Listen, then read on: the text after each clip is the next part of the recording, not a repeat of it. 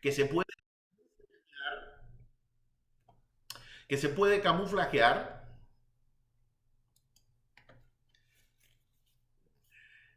Se puso a grabar ahora.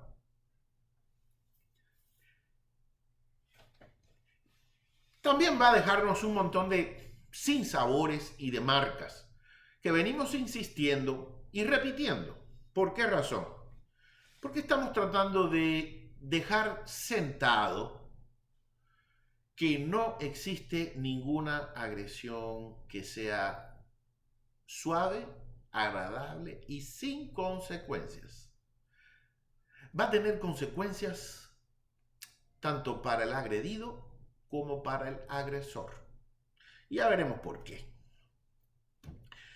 Eh, un ejemplo también sería el maltrato social, cuando el maltratador aísla por completo al agredido de su entorno. Eh, Otro sería el maltrato económico, cuando el agresor se hace a sí mismo dependiente desde el punto de vista financiero, dependiente desde el punto de vista financiero a su víctima. O también puede ser el maltrato estructural, donde se desvaloriza por completo a la otra persona y se le trata de destruir su autoestima. Puesto que existen formas, muchas formas distintas de maltrato, los síntomas de estos son realmente muy variados. Sin embargo, sí que podemos identificar una serie de patrones comunes en aquellas personas que han sido maltratadas. Y vamos a ver algunos de estos síntomas que son los más habituales. Por ejemplo, la víctima de maltrato abandona las actividades que tradicionalmente realizaba o con las que disfrutaba, bien sea con sus amigos, bien sea con su familia, bien sea como con aquellas personas, compañeros de trabajo o del colegio, con los que solía reunirse y pasar tiempo agradable. Comienza a aislarse. Las alarmas deben comenzar a encenderse y los padres debemos estar atentos porque nuestros hijos, cuando estas cosas empiecen a pasar, algo anda mal. Escúchenme, algo anda mal. Un día puede que algo pase, pero un día, no dos, no tres, no cuatro. El niño puede estar enfermo 2 días y no querer ir a la escuela 2 días. Pero algo está pasando. Las señales de alarma se tienen que encender. No quiere ir a jugar con los mismos compañeros que quería jugar. Ya no quiere ir a salir con los mismos amigos del trabajo con que quería salir. Algo está pasando. También hay un aislamiento social, un abandono de las amistades o del círculo, incluso de la familia.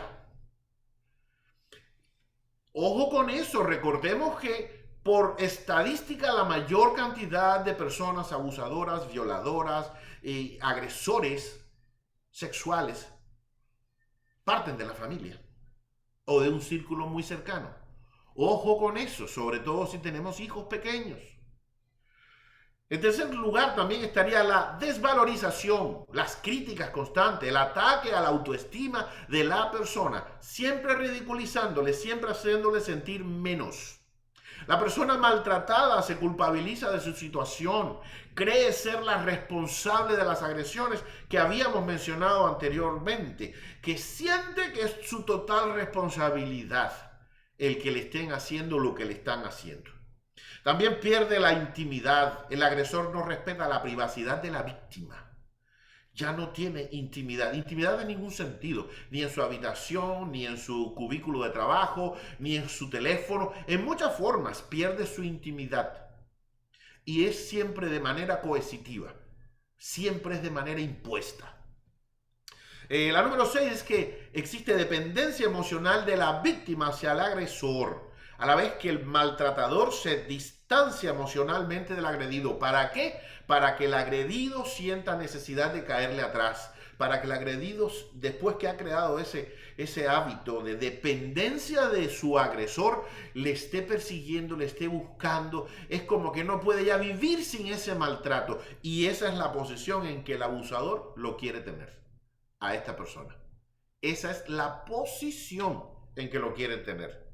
Ojo con eso, ojo con eso. Padres, abiertos los ojos respecto a este tema. La número 7 dice agresiones físicas, no necesariamente extremas, pero cada vez más persistentes. Y pudiéramos ver que se arrancan el pelo, que se muerden aquí los dedos, el dedo lo hacen así y se lo muerden aquí, se le va a ver la marca de los dedos o aquí en la muñeca, se hacen cortes pequeños con navajas, cositas pequeñas, porque es que eso les hace liberar supuestamente el estrés de la presión que está recibiendo y entonces se autocastiga a sí mismo y además de autocastigarse a sí mismo, pues ese dolor le provoca una disasociación, es decir, se olvida de la presión psicológica que está recibiendo. Existen síntomas de la existencia de un trauma por maltratos que son visibles alrededor de todos los que estén cerca de él. La número 9 nos está diciendo, hay miedo y actitud asustadiza. Ya no quieren ir a los lugares donde solían ir. No quieren ir, a no ser que alguien los acompañe.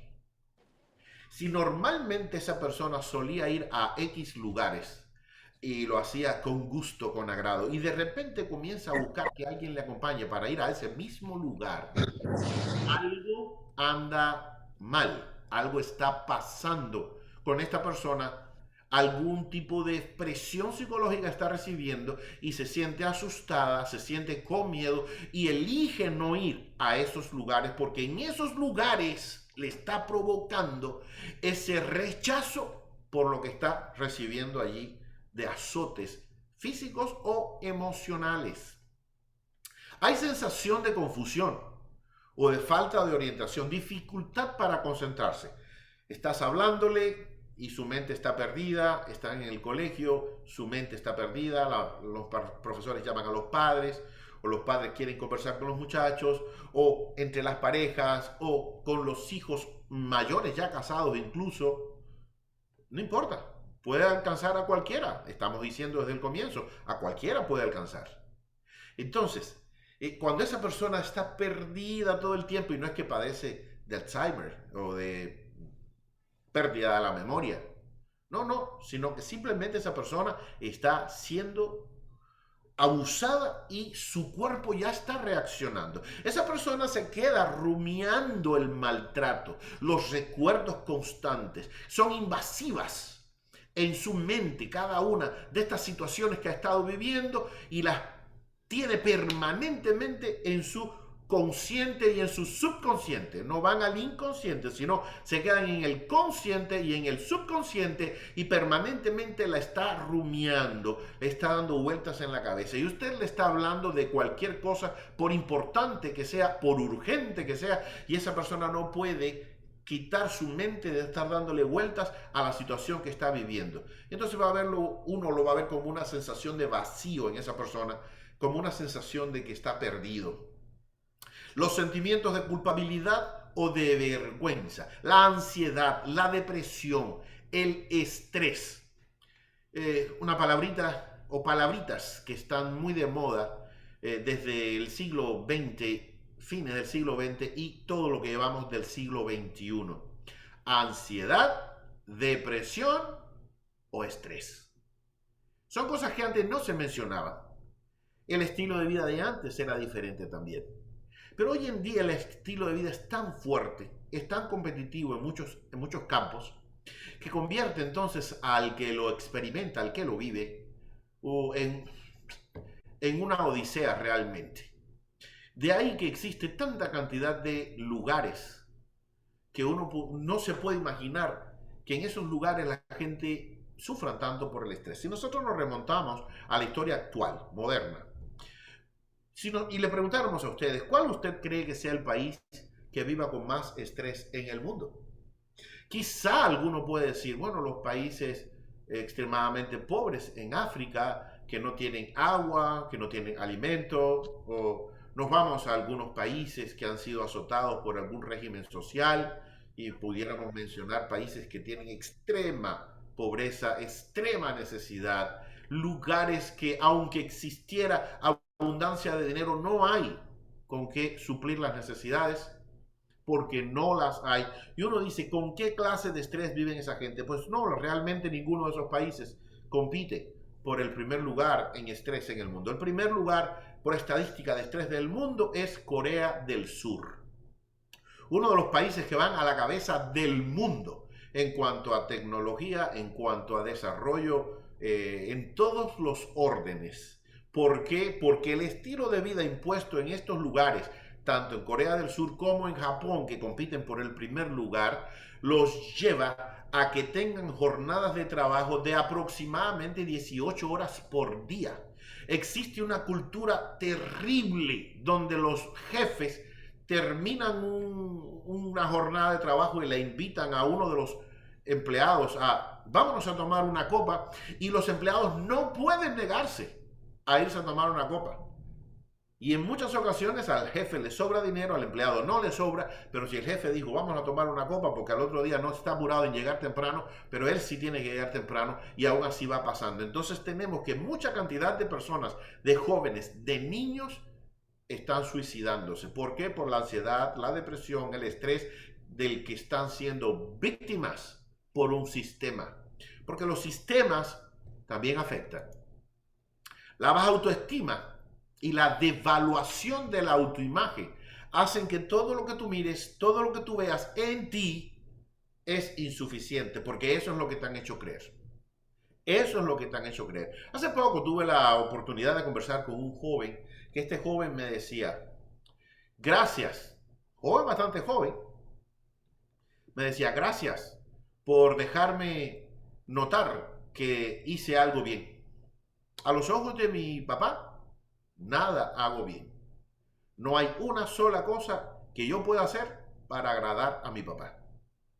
A mí me dio mucha tristeza, me dio mucha pena, mucho dolor con este jovencito porque, como decíamos anteriormente, se supone que en casa es donde nosotros debemos sentirnos protegidos, seguros. Y no, cuando no es así, las cosas andan muy mal. Entonces andan buscando de algún lugar alguien que les reconozca. Y entonces caen en pandillas, caen en asociaciones ilícitas, terminan cayendo en malas manos. Y las malas compañías corrompen los buenos hábitos. Y lo interesante es que estas personas nunca estuvieron interesados en malas compañías, estuvieron interesados simplemente en un poco de aprobación, en algo que le haga subir su ya baja autoestima. De ahí que cuando empecemos a ver personas que se autoperciben a sí mismas como inservibles, como ciudadanos de segunda o tercera categoría, o como hijos de segunda o tercera categoría, esas personas están siendo abusadas de alguna forma y generalmente es psicológico. Existe apatía, incapacidad para disfrutar. La endonía, que es una palabra que yo estoy seguro que la mayoría no la conoce, tiene que ver con todo lo que es el disfrute en la pareja. Existe apatía, incapacidad para disfrutar. ¿Por qué? Porque ¿cómo voy a disfrutar con quien me maltrata? Y esto no tiene nada que ver si es hombre o si es mujer.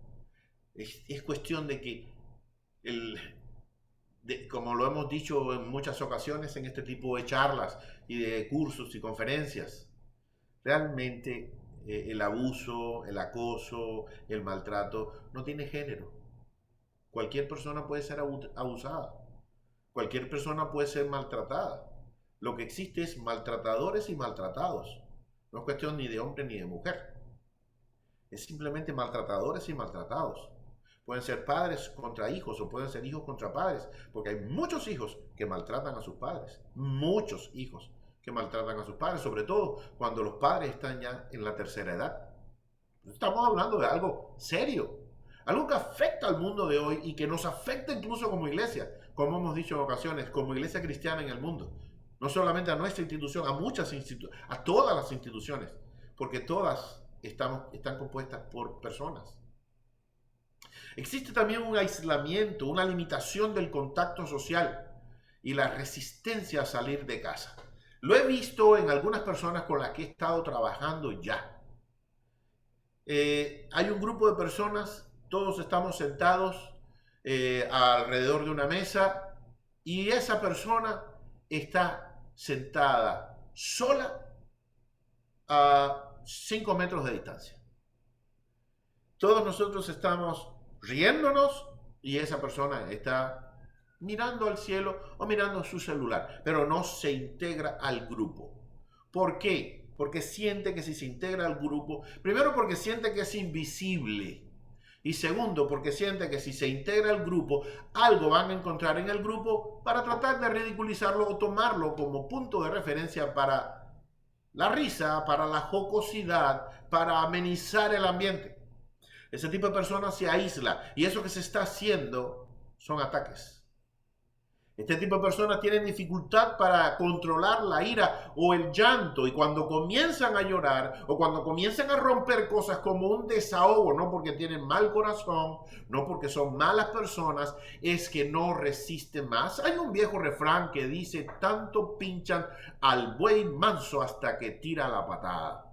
Efectivamente, este tipo de personas que están sufriendo de acoso, sufriendo de bullying, sufriendo de amenazas, que están siendo atacadas física o psicológicamente dentro de su círculo, este tipo de persona aguanta estoicamente y se considera culpable y se siente incapaz y su autoestima crece cada vez más. Pero un día, como pasa con una olla de presión, se tupe el respiradero y reviente. Cuando revienta se lleva todo a su paso y en ocasiones mueren montones de personas, como hemos estado viendo en países como Estados Unidos, cuando muchachos con pésima autoestima, muchachos que han sido víctimas de algo, víctimas incluso hasta de la sociedad, caen en conductas compulsivas o en adicciones y luego terminan siendo incluso asesinos.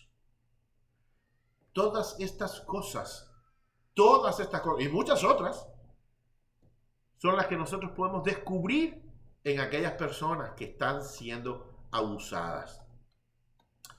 Existen diferentes tipos de traumas por maltrato. Aunque tal y como lo hemos dicho nosotros hasta ahora, existen muchos tipos de maltrato, pero curiosamente los efectos de que provocan son bastante similares unos a otros, independientemente de lo diferentes que sean los tipos de maltrato. En este sentido, no cabría hablar de diferentes tipos de trauma propiamente dichos. Lo que sí se produce entonces, no obstante, es una variación significativa de la gravedad del trauma. Y de eso sí queremos hacer un poco de énfasis, la gravedad del trauma. De este modo, podríamos diferenciar los casos más leves de aquellos otros que son más severos. En los casos menos graves, nosotros solemos encontrar situaciones en las que, por ejemplo, el maltrato puede no ser excesivo, pero sí es constante. Esto hace que una situación que en principio podría parecer soportable, aguantable, termine por convertirse en una auténtica tortura. Auténtica tortura. Suele consistir en una reiteración de pequeñas agresiones que finalmente sobrepasan a quien la sufre. Como viene a mi memoria, pues, otro refrán, que tanto da el cántaro en la fuente hasta que se rompe. Y eso es lo que sucede. Eso es lo que llega a pasar cuando sobrepasa el nivel, las agresiones que ha estado recibiendo una persona. La evolución es muy gradual, lenta pero constante, por lo tanto es gradual ascendente. Y así los síntomas casi parecen convertirse en parte de la personalidad de la víctima. Déjenme ver si puedo poner un ejemplo que me ayude a mí y a ustedes a visualizar esto mejor. Por ejemplo, cuando nosotros tenemos a nuestros hijos con nosotros al lado, están creciendo, nosotros no nos damos tanto cuenta cuánto han crecido nuestros hijos de un mes a 2 a 3 meses o a 4 meses. No nos damos cuenta, a no ser que tengamos que cambiarle la ropa y comprarle ropas nuevas. Pero una persona que se mete 3 meses sin ver a nuestros hijos, cuando los vuelven a ver, ahí los encuentra y los ve. Y se dan cuenta de cómo han crecido. Pero como nosotros lo tenemos al lado y su crecimiento es gradual, no lo percibimos fácilmente. Así mismo pasa con las personas que son abusadas. Las personas que son abusadas, quizá porque como estamos tan cerca de ellos, no nos damos cuenta de ese cambio progresivo que han estado sufriendo. Pero alguien desde fuera que los vio y luego les vuelve a ver y se pasa unos días con ellos, sí nota el cambio. Lo nota, rapidísimo lo nota. ¿Por qué? Porque es que realmente es algo tan sutil que casi que no se descubre fácilmente. Pero está ocurriendo. Y a medida que va ocurriendo, va cambiando el carácter de la persona. Y cuando cambia el carácter de la persona, llegamos incluso a decir, no, es que es así, ya su carácter es así. Pero lo interesante es que no era así. ¿Y por qué hubo un cambio de carácter? Un cambio de carácter debe alertarnos, debe levantarnos las alertas, debe despertarnos para que nosotros pongamos atención, porque nadie cambia el carácter de la noche a la mañana, a no ser que un trauma haya venido o le haya sobrevenido o le haya caído sobre su vida y le esté molestando. Ojo con eso, deben encenderse nuestras alarmas.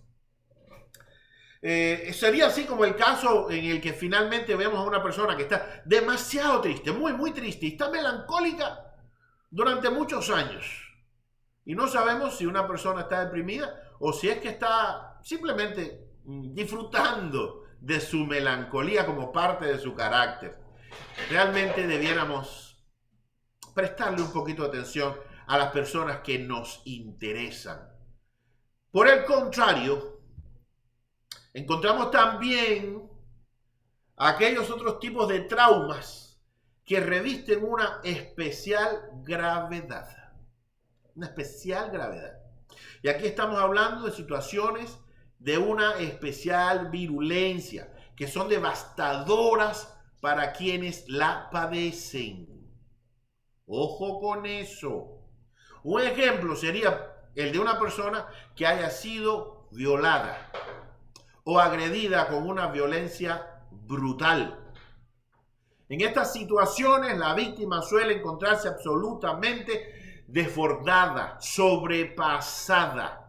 Es como si la llevaran en un tsunami que arrasa todo a su entorno y su vida se vuelca y se convierte en un desastre y todo su mundo se le viene abajo. Las reacciones emocionales son tremendamente pronunciadas y se puede percibir que esta persona está conmocionada. En el caso de ellos, sí se va a ver que esa persona está conmocionada más fácil, porque realmente este tipo de abuso es demasiado fuerte, mucho más de lo que una persona puede asimilar. En algunos de estos casos, de hecho, pueden llegar a producirse autolesiones o incluso el suicidio. Ojo, porque estas cosas no se pueden tomar tan a la ligera o como si fuese una broma cuando vemos a alguno de nuestros seres queridos viviendo, experimentando alguna de estas cosas. Dios nos libre. ¿Cómo se tratan los traumas? Las personas que han sufrido maltratos muchas veces desarrollan patrones de dependencia emocional o inseguridad, tal como habíamos mencionado anteriormente. Y esto hace que el tratamiento de este tipo de casos requiera de particularidades específicas. Actitudes como el miedo a ser abandonados o a la percepción de no ser válidos por sí mismos son complicaciones adicionales a la hora de tratar a las personas que padecen de este tipo de traumas. Estas personas, cuando además del trauma que están viviendo se le añade el trauma extra, el plus, de que ellos se sienten que no valen nada y de que están abandonados, es mucho peor ayudarlos a salir de esa situación. El terapeuta que le toque tratarles, el pastor capacitado, preparado para tratarles, tendrá que ayudarles a solucionar su problema desde la base, desde el trauma, más que en las evidencias presentes del trauma que están viviendo. Si la persona se retrae, no es agarrarla por la mano a la cañona y traerla y sentarla contigo en la mesa y así obligarle a hacer un cuento, porque así no se arregla. El problema no está en estar retraído, el problema está en que algo lo llevó a estar retraído, y eso es lo que tiene que sanar primero.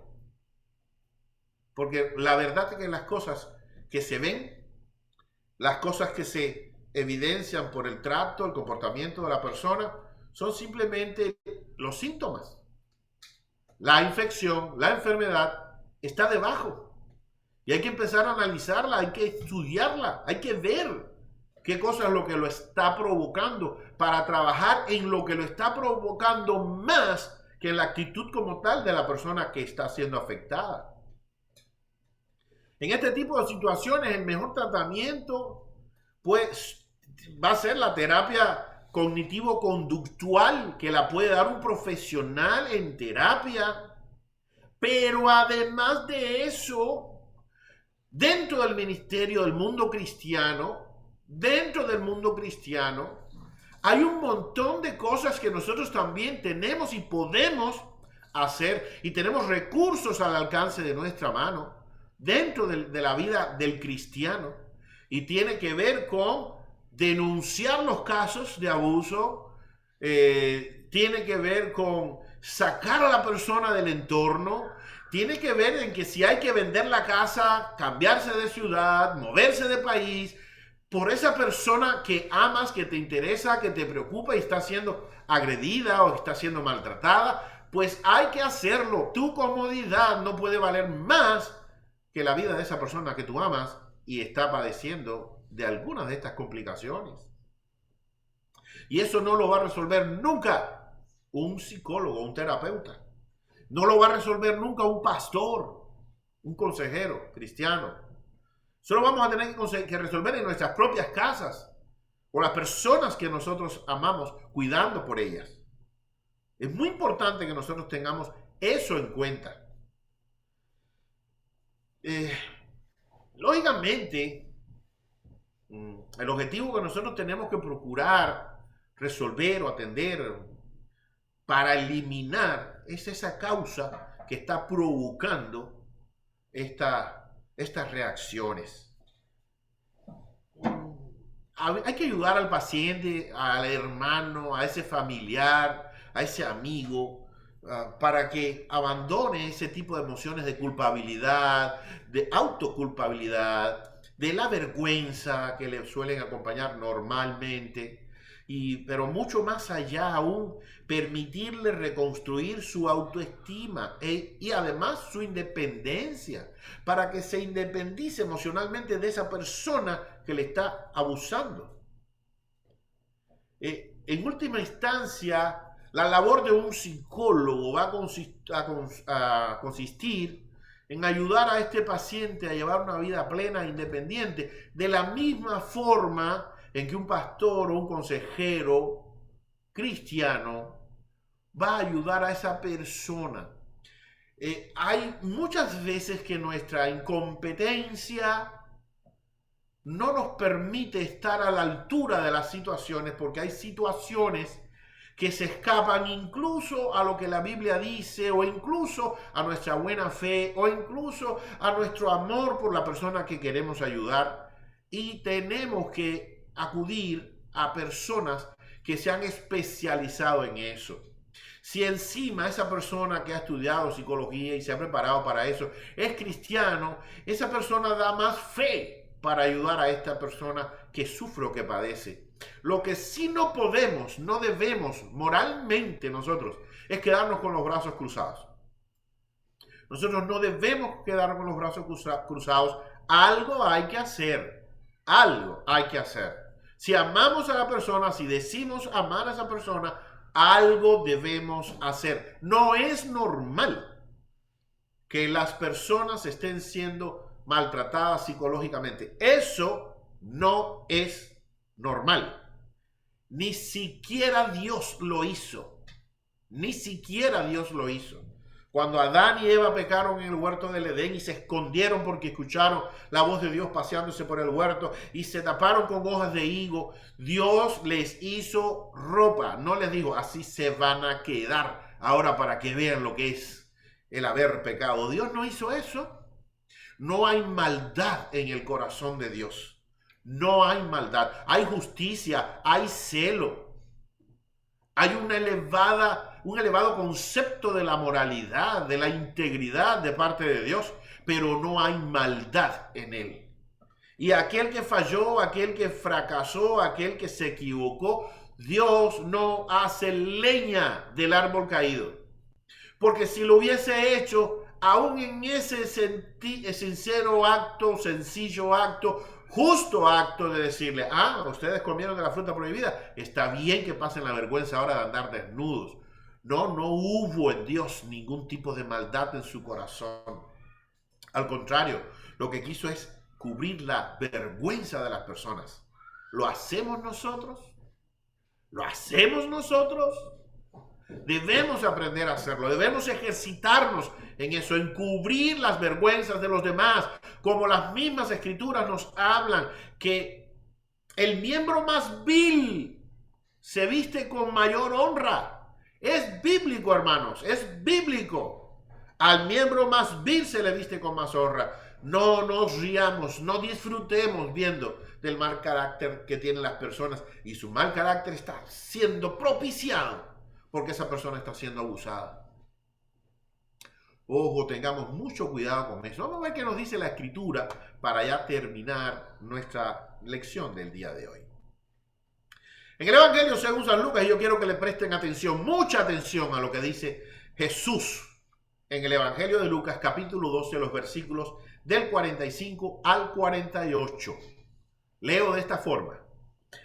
Pero si aquel siervo dice en su corazón, mi señor tardará en venir, y empieza a golpear a los criados y a las criadas, y a comer y a beber y a embriagarse, el señor de aquel siervo llegará un día cuando él no lo espera y a la hora que no sabe, y lo azotará severamente y le asignará un lugar con los incrédulos.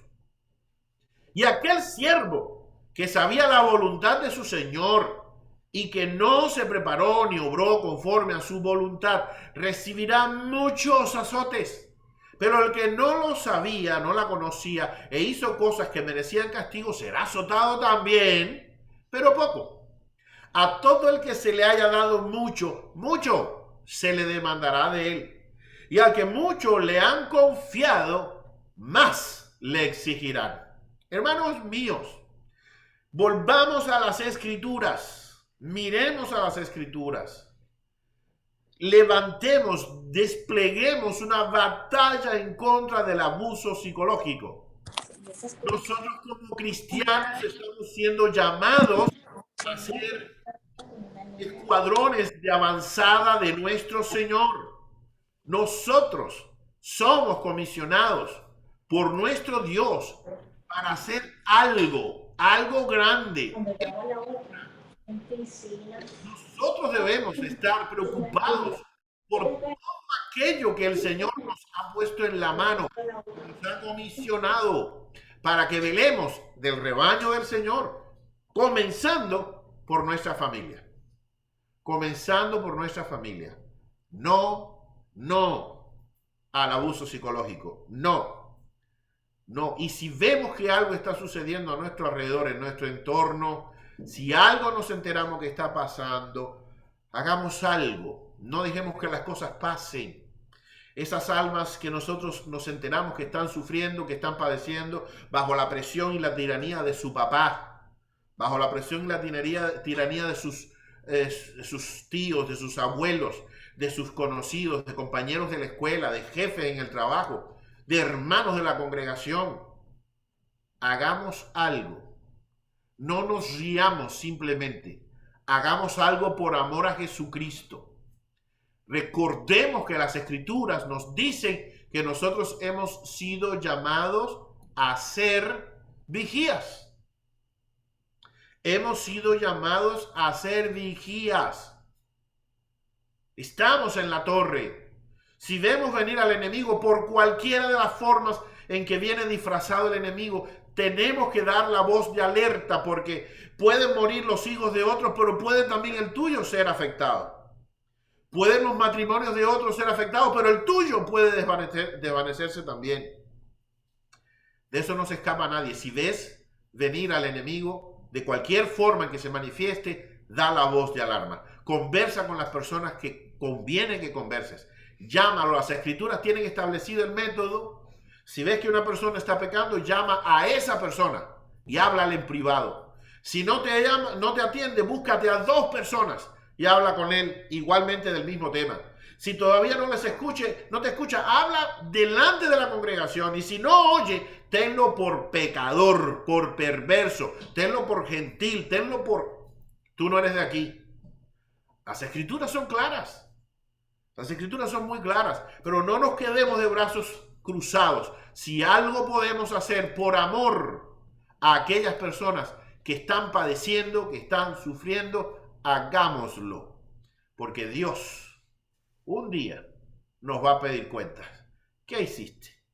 Si te di mucho, mucho te demando. Si te di poco, poco te demando. Pero sin importar si te diste cuenta que te lo di o no te lo di, es muy importante que sepas que aunque no lo hayas estado enterado, si tuviste la oportunidad de hacer algo y no hiciste nada, tendremos que dar cuenta todos delante de Dios. Dice las escrituras, según acabamos de leer en el texto que leímos allí, que el Señor de aquel siervo llegará un día cuando él no lo espera, a una hora que no sabe, y lo azotará severamente. Y si alguien se piensa que con el azote es suficiente, está equivocado. Las escrituras dicen que los va a colocar, les va a asignar un lugar con los incrédulos. Y hasta donde yo sé, en los pocos años que llevo en la iglesia, en lo poco que conozco de las escrituras, lo que yo sé es que a donde van los incrédulos es donde el fuego nunca se apaga y el gusano de ellos no muere. Ese es el lugar a donde van los pecadores, los incrédulos. Hermano mío querido, no importa que conozcas a Dios y que lleves 100 años en la iglesia. No importa. No importa que te conozcas la Biblia de memoria de punta a punta. Si haces causa común con los abusadores, harás también espacio común con los incrédulos. Que Dios nos bendiga y que para Él sea la honra y la gloria. Denme el privilegio de hacer una oración por ustedes para bendecirles y agradecer al Señor. Amén. Y ore conmigo. Padre, una vez más, delante de tu presencia yo me humillo, pido perdón por mis pecados. Lávame en tu sangre, Salvador. Permíteme contar con tu gracia en este momento, que intercedo en favor de todos mis hermanos que han estado conmigo compartiendo en este tiempo de esta charla.